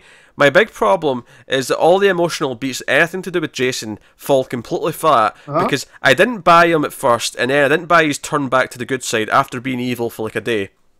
Yeah. I didn't buy any of it. So at the end of this issue, when like Zeus is dead, you know, Darkseid like basically all these other deaths of all the new gods was all just to lure out Zeus so that he could take Zeus's energy and become Darkseid. So we have full Darkseid again. Darkseid's back, and he goes off with Grail. But we have this moment then. The book ends in this supposedly touching moment with Wonder Woman and Jason hugging and saying, "No, not your father, our father." And it's like them bonding as brother and sister. And I was really hoping he was going to die this issue, just so we never had to bring up Jason again. But unfortunately, he's still around, and I'm supposed to care about their hug at the end. I don't give a shit. You know anything cool? Because again, I made fun of teenage Darkseid, but I kind of like that look for him. Like, I like the idea that he could have become Darkseid on Apocalypse later. Like, him and Grail still escape. But what kills Jason is him trying to absorb his dad's energy. You know? Yeah. After that, like, there's ways that I thought they could have gone. I do like how Darkseid and Grail counteract Diana by taking it to like, a compact city. Yeah, public place. And just start causing a public place, where they start causing all this damage, and she can't help herself but help the people. So that keeps her out of the fight with Zeus. Yeah, she's too busy saving everyone else around them to actually help the fight. And there's a panel there where they straight up based her on Gal Gadot. Like, I can't. Honestly, like, the one thing I did kind of like in the issue was after Zeus dies, Diana's like, I'm going to take on Darkseid myself. And even though it took the whole League before, and then the League shows up behind her, and Darkseid runs, she's actually kind of pissed because she's like, I knew I could have taken him this time. And I don't know if I believe her necessarily, but the idea that she's that angry, I kind of like. She had that fire. Yeah. I like the idea that she's ready to take him on one-on-one. That's kind of a fun little moment. It's just kind of wrapped around a lot of things I don't care about, unfortunately. Yeah. Jason's a big wet fart. I don't know what the point of him is. It was John's being like, hey, this will be cool for later. And then realizing, like, oh, well, maybe we should pay this off.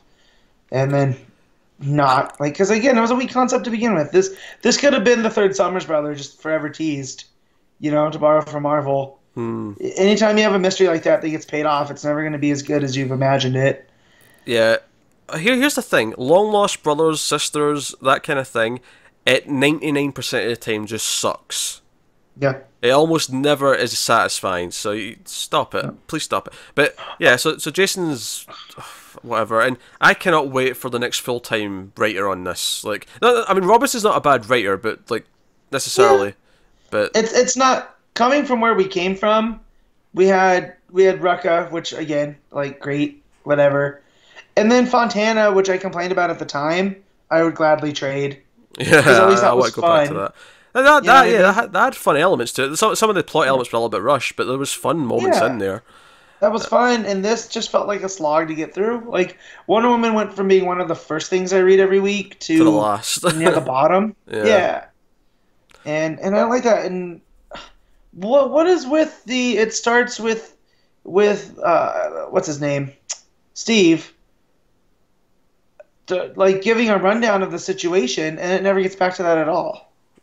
You know, I'd completely forgotten about that. That's a good point. And what about? And the only reason I know is I just flipped through it as we're sitting here talking about it. And what about Giganta? That whole plot thread didn't lead to anything, did it? Maybe for the next arc. Maybe that was set up for that. Because it was teasing Silver Swan, who my only familiarity comes from the early Rucka stuff. Yeah, no, that's where I know her from. And that's pretty cool because that deals just with, you know, her betrayal that she feels Diana did, so it's a more personal thing. So might be more Robinson speed. Yeah, hopefully this next arc's better, but like, I'm ready for them to announce whoever the next big creator is. Interestingly, just now I'm thinking about that, apparently Didio said repeatedly, not about Wonder Woman, but about Shazam, that they know who they want to write it, they're just waiting for the team to open up, which I think is an interesting statement. Huh. That's an interesting statement. So it's Johns and Frank. I wonder if it's Tomasi and Gleason. Like, you know, if this Superman's coming to an end soon, like, I wonder if that's what they're waiting on. That could be cool. I mean, he writes kids well, as we've seen with Damian and John. So I could be down for it. And then they could just be waiting for closer to the movie to get a little synergy. Yeah, but the movie's not out until like. Well, it starts filming next month. Yeah, it starts filming. That means it's not out until like mid 2019 at the earliest. It may even be late 2019 if I'm remembering right. Yeah. But hey, All right, let's move on from Wonder Woman because neither of us Please liked it. So the Flash number 37, Joshua Williamson writing, Scott McDaniel on art. This is following up where we obviously our murder mystery, and we know Captain Cole's secretly running the town in the basement of Iron Heights, and August. This issue is all about August luring Barry into a trap. And you know, we have Barry and Kristen working together, which was pretty fun. I like their interactions. Wolf being a dick and like telling them to go away, all that stuff I quite enjoy. And ultimately, it boils down to Barry being lured into this trap with Kid Flash. They find it's Cold Guns that are involved, so you know he's Captain Cold's behind this. So he goes into this tunnel, which leads to the basement of Iron Heights, and they've set up such a good trap that the tech in this room is like to hit him with cold technology whenever he tries to like phase out or anything like that. And then Captain Cold comes in topless like he's ready for a fist fight. He's like, I'm going to beat up the Flash. His hands are wrapped. Yeah, he's ready to go. I mean, I described the plot there very quickly, which makes it sound like it was but I think Williamson's done a good job of being very dependable at writing a solid Flash run. It's not blowing us away, I think, at any point. It's not doing anything that's, this is shaking our concept of the Flash and doing these things. It's just really enjoyable and solid. I love the idea of the Rogues running all this from underneath Iron Heights. Joe, I keep almost saying Arkham. I've had to stop myself like 3 times from saying Arkham. That's funny. But I like that. I like that. He's really building all this mythology stuff, and the idea that the Rogues are behind it all, and even just the idea Captain Cole says, we wanted to pull off one last job and run, but you couldn't let us, you had to put us in Iron Heights. So you know what? Now in here I'm king. I don't even want to get out. Like this is great from in here. Why? Yeah, I can do whatever I want. I feel like while it's been kind of light on mind-blowing Flash stuff, Williamson's done some really good Barry building, and between the negative Speed Force. And now he put his faith in August. And he's like, well, August, he did some bad things, but he was never a bad guy. He's got a heart of gold. And then to find out that he lured him into this trap just completely breaks that down. And he's Williamson has been breaking down Barry as a character since he took over the character. And I think that's going to be his mark when it was all said and done. He gave us some really interesting Barry stuff the way that Johns did with Wally. Yeah, no, I agree. I think it's a really solid ongoing run. Like I think I like the fact that he keeps using Kid Flash. Like he's a regular supporting character.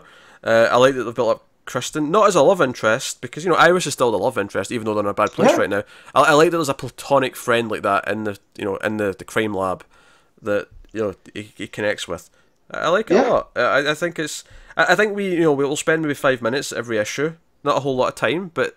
That's okay. It's okay that it's a light read. That it's just, what it is. That's cool. And in a week with Doomsday Clock, you kind of need that. And the art was solid. Obviously, McDaniel's not one of the regular artists, at least not so far. But I thought it was good. I thought it was fine. Nothing stuck out to me as being off or anything like that. So. I guess we'll move on. We'll move on to Batgirl number 18. Hope Larson writing. We have a guest artist here, Sami Basri. Or Basri, maybe is how you pronounce that, on the art. This is a one and done, which is exciting for Batgirl because actually, admittedly, I think Summer of Lies was like elevated the main arcs to like the same quality almost. But the last couple of one and dones that she's done on Batgirl have been great. The Poison Ivy, the Hunt for the Lost Pets. Yeah, the Hunt for the Lost Pets in particular might be my favourite issue of the book still. And this was a solid little Christmas story. I would like it as much as those previous 2 one-ers, so as I wish you could say it's disappointing in that sense, but it was still pretty solid. Weirdly, I preferred the art to the story. There's some stuff that went on in here I wasn't a big fan of. The whole Harley arc just didn't work for me. It just felt like an excuse for the plot, rather than because the plot itself was that interesting. Yeah, you literally could have had anybody show up and do this. It could have been some random villain, some new villain, and they used Harley so they could put her on the cover. And when I get a Babs and Harley interaction, I want something more than this, I guess. That's what it boils down to. Because again, it wasn't bad, but I felt it was just going through the motions. Yeah, I think it's well written enough, and obviously the art is pretty nice. Joe, I think it is. I actually think for me, I don't tend to enjoy the stories that focus on Barbara hanging out with her friends, because all this is her going with her friends to this party, and then the whole Harley things happens, and they have to track her down, and there's fun moments in there. Don't get me wrong, but honestly, I feel like her hanging around with her friends is kind of one of the least interesting things she does in her book. And it's not that I don't want her to have friends per se. I don't know, just whenever I don't connect to the friends. Like, I don't know who these people are. I have to be reminded constantly. Yeah, I think because they largely come from Burnside and like all that stuff, which we weren't that into. So they're kind of just these extended things of that. And I mean, I have no problems with them being around. I don't grudge them getting these little spotlights, because it typically tends to be, because there was that other, I think it was the annual, there was a story with her hanging out with a friend was the main plot, and that was again one we weren't super in love with. I think this kind of ties into that a little bit. That said, though, I did have fun with some parts of this. I did not enjoy reading this. Like, I think this is fine. I think doing a Christmas Carol theme about the meaning of Christmas, I thought that's cool. Just the payoff with this virus with Harley, and basically the bad guy doesn't learn anything. Like he's not a bad guy, but the whole point of Harley messing with this guy is because he's not so good of a person. Yeah, he's a Scrooge, basically, if we're going back to the Christmas Carol. But I don't feel like he learns anything. Like, at least at the end of the Christmas Carol, Scrooge has learned the meaning of Christmas and Tiny Tim and all of that stuff. Here, he gets the company to quit on him because they realize he's a jerk. I mean, it's more that everyone else around him gets the courage to just quit and not have to put up with him anymore. Well, and that's only because being around him put them within a step of a life-ending virus, So, I don't know. It just super... I'm trying to think of the word for it. Contrived, I guess, just to fit in a Christmas story. But again, I love the art. Like, the stuff that they did there with the Santas, like the Santas being a bag of raccoons, like, that killed me. I got to that page and I started laughing. My boss was like, "What's wrong?" And just some of the expressions on Barbara's face dealing with Harley Quinn. Oh no, all that stuff was great. I liked her dealing with the camel and stuff like that. The camel. There's another one where she basically puts the camel in a sleeper hold with a belt. Yeah, at the school play. So yeah, there's a lot of fun moments in here. Like chasing Harley getting away in the helicopter, all that stuff. Like that was plenty of fun stuff. And I think just the plot overall was just kind of, like you say, going through the motions, and it's just a little bit disappointing because the last couple of one and dones that she did in the series were fantastic. That's it. It's just not dampered my enjoyment of the book any. I'm still just as excited for issue 19. It's just, not every issue can be a complete winner in that sense. No. But yeah. So I guess we'll move on to Nightwing: The New Order number 5. This is Kel Higgins writing, Trevor McCarthy on art. And we have the sort of tail end of what we left off last time. That they're getting his son. And they're fighting their way out. The son uses his powers to actually help them get out, and Lois, with sheer willpower, even though the blue ring's not supposed to work. I love it. Without a Green Lantern. Yeah. That's something I normally would hate, but the fact that it's Lois Lane and she's just like, "Look, I am all willpower," and it makes sense. She even more so than Hal. I don't know. I don't have a problem with this, Matt, but I'm going to criticise your writing it off because it's Lois Lane, because this is just like because Batman. This is exactly what this is. Because I'm not incapable of that. It's not a thing that I've had people use against me a million times. Why this? Why that? Because it's this could be the exact same with Batman, where he has a lot of willpower. He's like, "I'm all willpower," and it would be the same scene would play out, and you would hate it. Yeah, but he wouldn't be a Hope Lantern. Let's be real. That dude has a Sinestro ring. I can buy him with Hope. There's Hope in there. Oh man. I can buy him with almost every colour of lantern in some. I mean, maybe not the love one. Maybe not indigo. And I don't see him with orange. Well, that's either. Compassion. Yeah, or orange. Yeah, he's not greedy. Yeah, but I can see him with green for will. I can see him with blue for hope. I can see him with red for rage. I can see him with yellow for fear. Certainly. I can even see him with love. With what's been going on in King's Run. Violet. I can see him sporting the purple ring. But yeah, the indigo and the orange is too second to last on the spectrum. Definitely not. I don't think that works because the whole idea of the indigo ring kind of reprograms you. Yeah. He doesn't need to be reprogrammed at all. Yeah, if anything, that's the one the Joker ends up getting. Yeah, right? So, But yeah, she creates the wall, which I thought was a cool moment. Got them out. What I'm liking here with Higgins is I keep forgetting like it's his son that's doing the narration, and so this is all post whatever's going to happen. So yeah, it's all past tense. Yeah.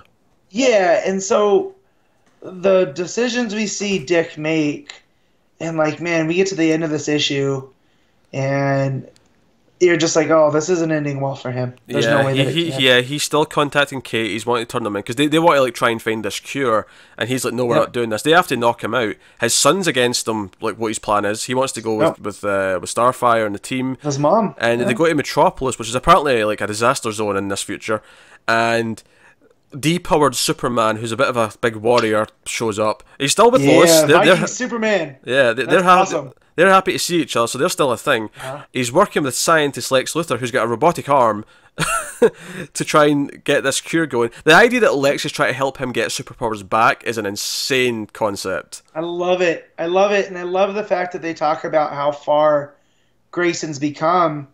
That sometimes in order to do good things, you become a bad person. Yeah. Lex Luthor knows that more than anybody. I like the idea that when superpowers go away, Lex realizes what the world loses, and he's helping to get them back. I like that, and even his Dick's son's whole speech about some people did do good with powers, and all you did was take away that choice.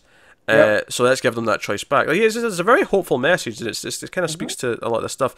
And I like that Dick won't even move on the program. He's like, nah, I set this up, and like, okay, yeah, we'll take out the freezers where we put people in stasis, but we're not losing anything else. But like, we'll still run this. Yeah, I mean, we learned some stuff about the backstory. That the Batman had the machine first, and Dick talked him out of using it, and it was losing Batman that actually led to Dick kind of changing his mind. And how did we lose Batman?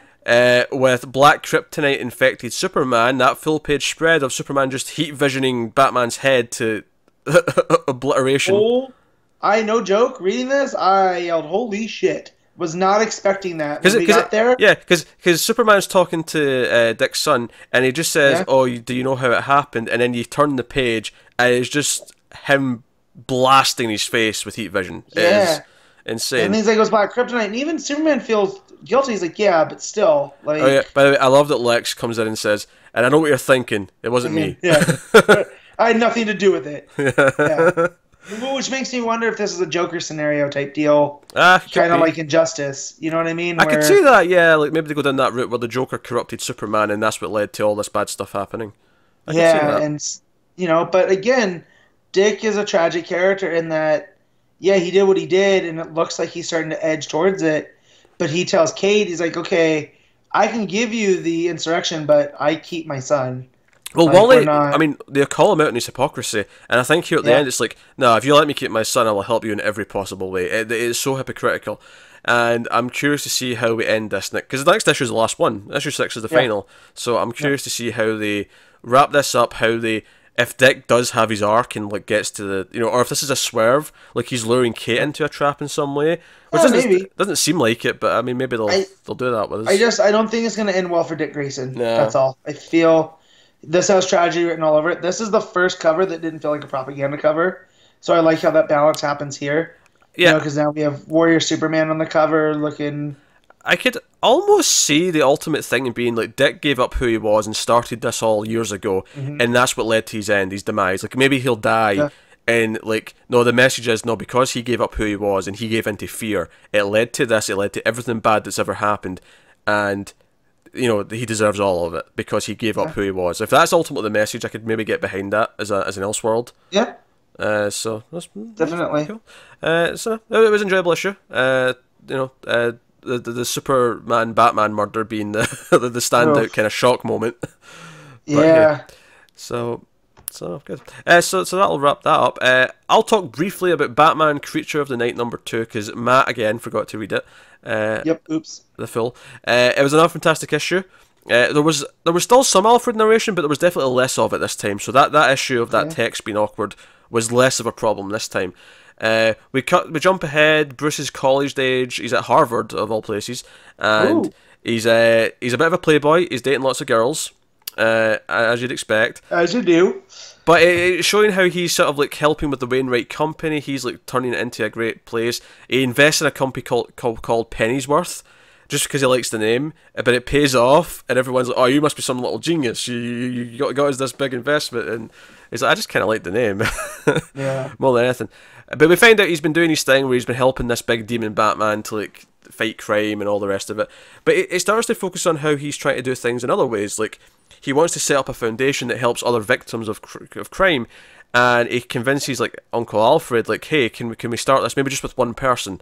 And the example he picks is a girl named Robin, who lost her parents, and it's just the idea of like giving her help, and he actually with the Batman demon, he like tries to find the culprits and make sure he catches them to maybe give her some closure, because even though he's given a lot of financial support, it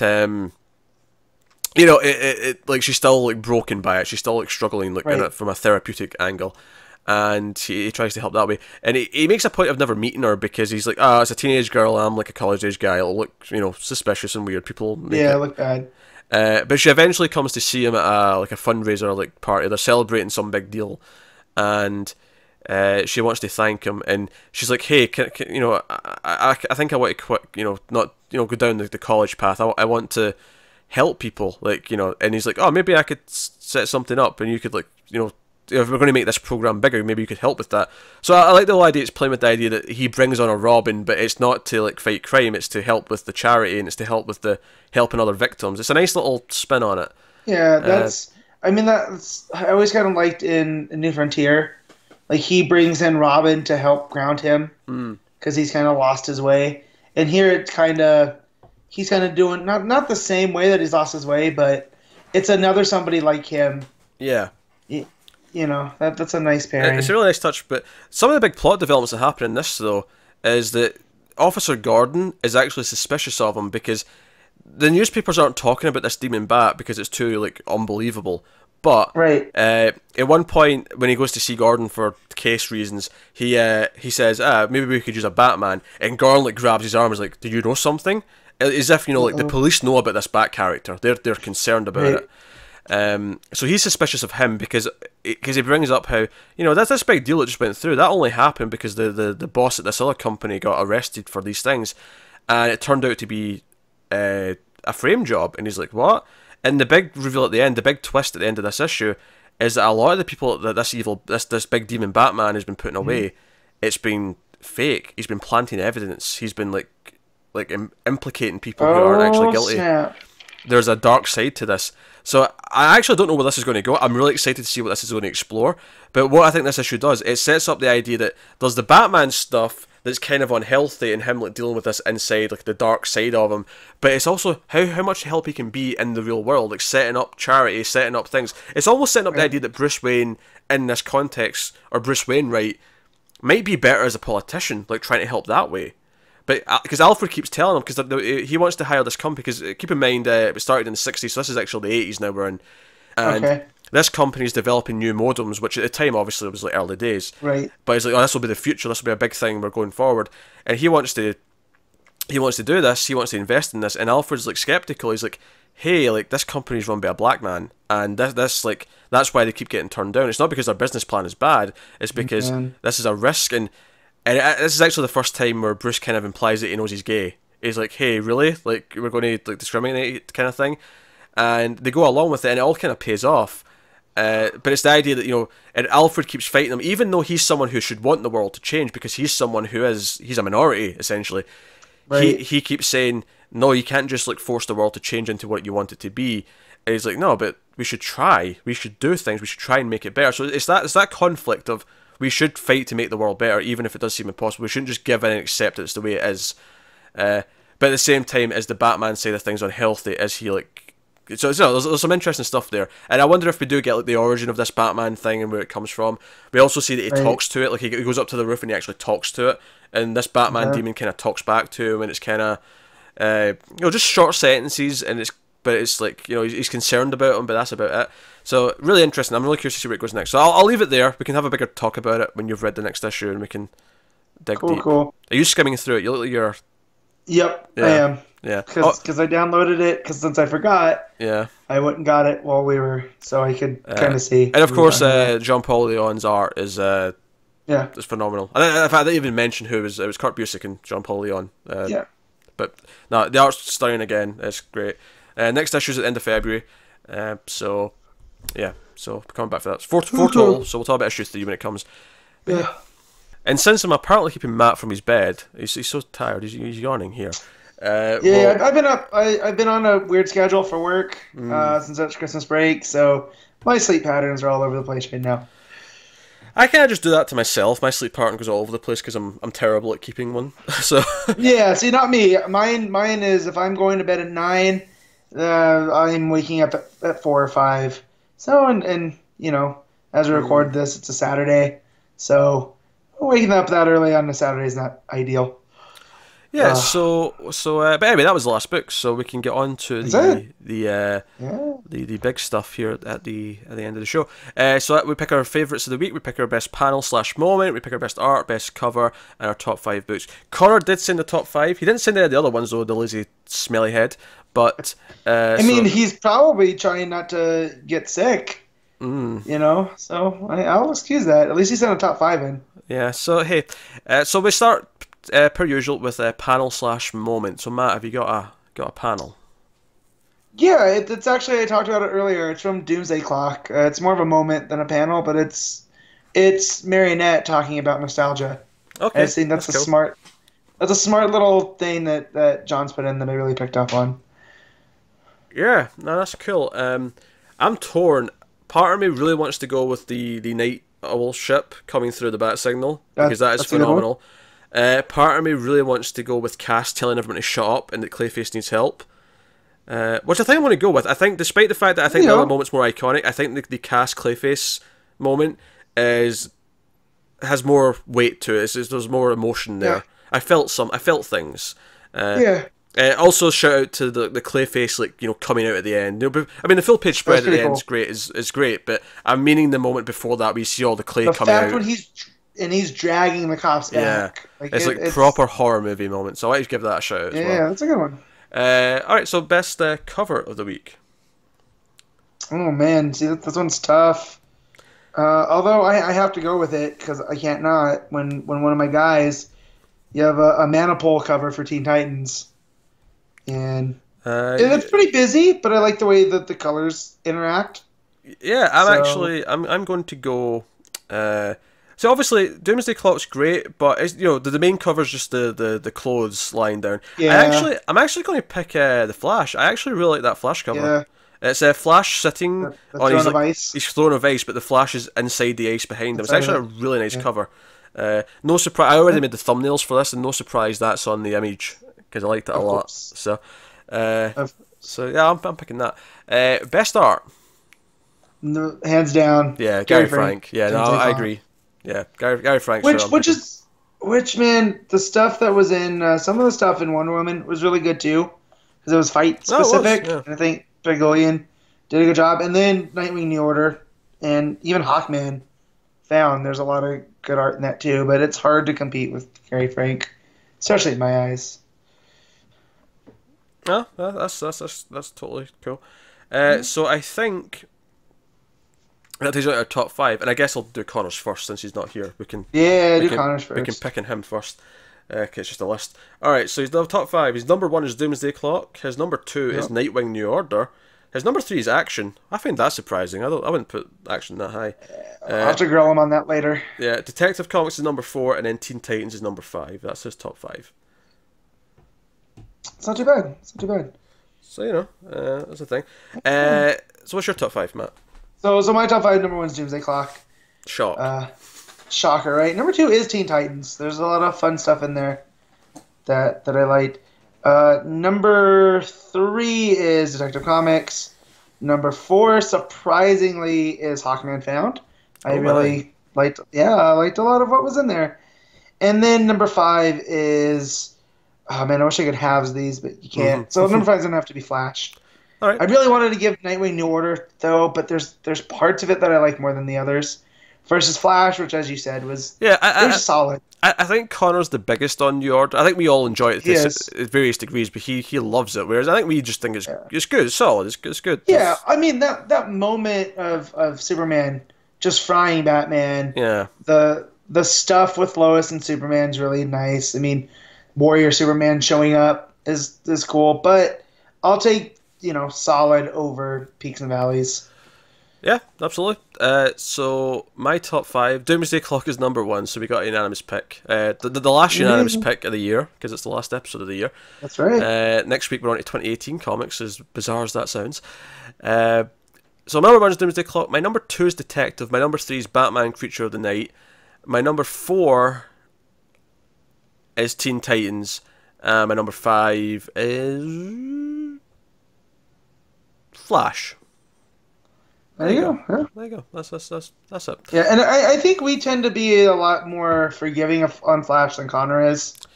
Yeah, he's a bit harsher. Yeah. So that's okay. Yeah.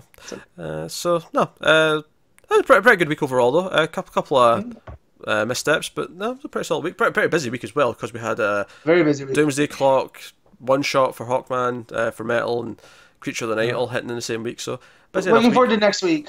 I will say. Well, that brings us on to what's coming out next week. So next week we have Batman number 38, Superman number 38, Justice League number 36, Green Lantern is number 36, Green Arrow number 36. Wait, did I say that already? Nope. Okay. Lanterns and Arrow. Okay. Green Arrow number 36, Nightwing number 36, Deathstroke number 27, Batman White Knight number 4. We also have the first issue of Batman and the Signal miniseries.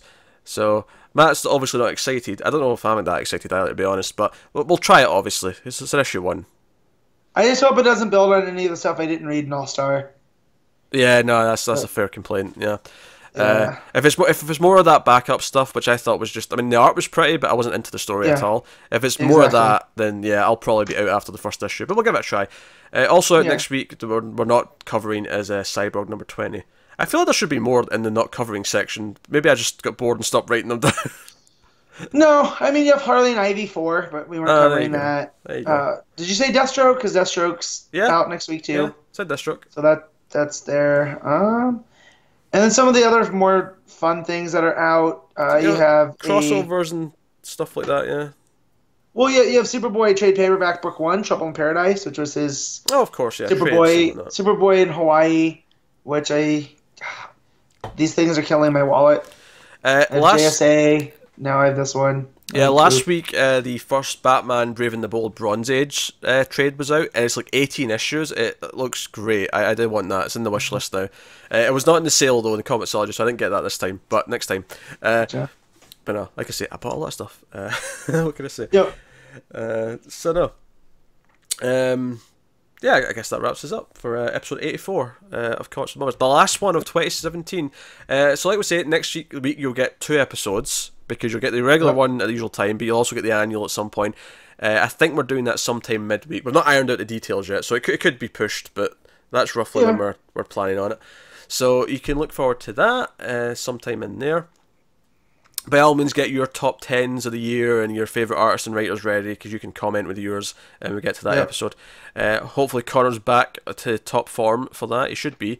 If not, I'll beat him up. He'll be even worse than he was when he started. But that is us. So such a hollow threat. Why? Because it's not possible to get him worse than he started? You are, well, I'll say you are the Riddler amongst us if we were Bat villains. Your biggest threat is your mind. I have more physical... Come on, I am a better fighter than Connor. Don't even give me it. He's ginger and everything. He's the Riddler. He's had a fight his whole life being ginger.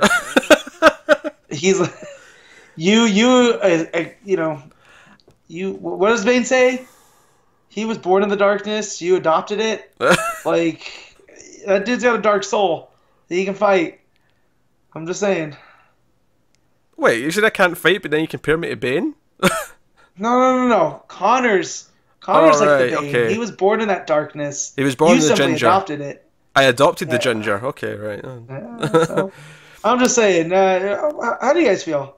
We have We shop gloves to him. Who are you edging the fight to? Oh Connor or God. Pete? He's a skinny run. I feel like just by sheer weight alone, I can crush him. He turns into a wrestling match, just grabs him, puts him in a bear hug, and that's it. I mean, you're definitely the muscle out of it. You're. I mean, don't get me wrong. I don't think an actual Bane you'd stand a chance against, but out of us, you're the most Bane-ish. Dude, yeah. of that the dude's group. on all the juice. I mean, it's Venom. Like, you know. My Venom is burritos. I still see Connor as more of a Riddler. I think if I'm a Bat villain, Doctor Strange, Hugo Strange. He's He's wearing the cowl in the dark, saying, "I'm Batman." Like, oh God, I don't know. I just wanted to compliment your mind. That's all. What a weird You're much more conversation of a mental threat than a physical threat. That's all. I agree. I'm smarter than I am a fighter. I'll give you that. I don't think I'm completely useless in a fight, though. So you're the calculator. No, I'm thinking more of a Harvey Dent Two-Face kind of thing, where whatever. I don't know. This is a weird conversation. What about Superman villains? If I'm a Superman villain, the Connor's a Superman. Oh, bro, villain. you're Brainiac. You're a robot. We all know this. I'll You're take Metallo that. or Brainiac. I'll take Brainiac. I'm all for Brainiac. Yeah. Connor, who's the lamest Superman villain? I'll say Toyman, but there's some super darkness there with child killing. I don't want to put that on him. You know. You're Doomsday. So sorry, Matt, but you are. That's fine. I break things. You're Doomsday. All right. Connor. Nah, he's not Mixie. I was going to say Mixie, but he's not Mixie. He's just not. But that's always been the biggest problem with Superman is his lack of a proper rogues gallery, because it's always, it's always these one-off villains. You can make him Roxy Rocket. Like, I can see him rolling around on a rocket. Do you know what? I'd say he was Kite Man for Batman, but at this point, Kite Man's too cool for Connor. Hell yeah. Too cool. But yeah. Anyway. Hey, if you have any suggestions of which Superman villain Connor would be, hit us up on the Twitter. At God. DC Comics Podcast. I guess for Flash, I'm just Mirror Master because, the second Mirror Master's Scottish, so I just by default. That's fine. Yeah, okay. I guess that would make me Heatwave, Unstable. Your Heatwave. Connor's the new Trickster, minus an arm. Actually, I am Grodd. Kneel before Grodd. Yeah, Grodd. Oh, by the way, that reminds me, actually, all the ads for the next Green Lantern, the Hal Jordan arc, is the Green Lantern Corps versus Zod. Are you jumping back in for that? I might be, and I hate Venditti for doing this to me.